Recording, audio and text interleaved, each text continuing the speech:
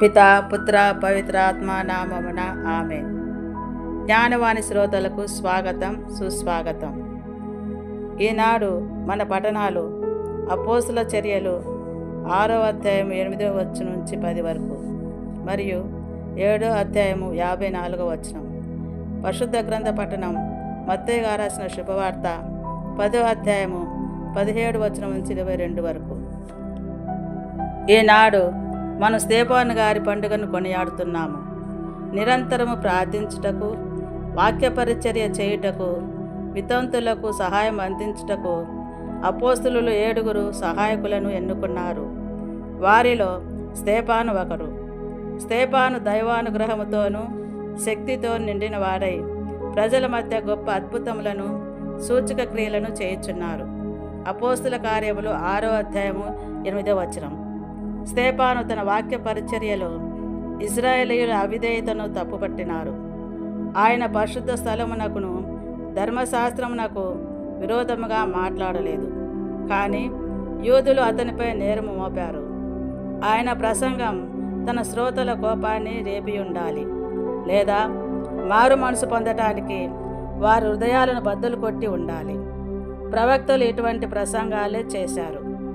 మీ పితరులు ప్రవక్తలను హింసించి చంపిరి అని స్తేఫాను అన్నారు. అందుకు యూదులు కోపంతో మండిపడి వారి అయిష్టతను వ్యక్తపరిచారు. స్తేఫాను తన ప్రజలను సంపూర్తిగా భిన్నం.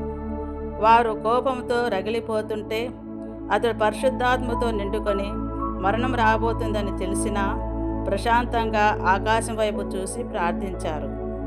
స్తేఫాను కోపోద్రిక్తులైన గుంపు చేతిలో అన్యాయంగా రాళ్లతో కొట్టి చంపబడ్డాడు. పౌలు గారు రాళ్లతో కొట్టి చంపే నిర్ణయానికి అతడు అంగీకరించారు. స్తేఫాను 2 విన్నపాలు ప్రశంసనీయమైనవి. మొదటిది, యేసు ప్రభువా, నా ఆత్మను చేర్చుకొనుమని యేసుని రక్షకుడిగా అందరి ముందు ప్రకటించారు. రెండవది, తనను చంపుతున్న వారిపై ఈ పాపం మోపకమని దేవుని ప్రార్థించారు. ఈనాటి సువార్తలో యూదులు, అన్యులు శిష్యులను వ్యతిరేకించి వారిని హింసించడం ఇక్కడి ముఖ్యాంశం. క్రీస్తు అపోస్తులు ఆయన నుండి కొన్ని బోధనలు నేర్చుకొని వాటిని ఇతరులకు బోధించేవారు. అదేవిధంగా ఆయన జీవితాన్ని అనుసరించే వాళ్ళు క్రీస్తు తర్వాత ఆయన ఉద్యమాన్ని కొనసాగించేవారు. చివరకు క్రీస్తువులే వారు వేద సాక్షులుగా మరణించారు. క్రీస్తుని హింసించి చంపిన వారు అతని అనుచరులను కూడా చంపుతారు. క్రీస్తుని నిందించిన వాళ్ళు అతని అనుచరులను కూడా అలాగే నిందిస్తారు.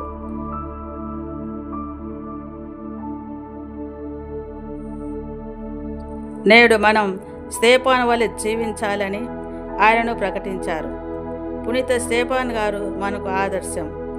కాబట్టి పునీత స్తేఫాను గారా, మా కొరకు ప్రార్థించండి.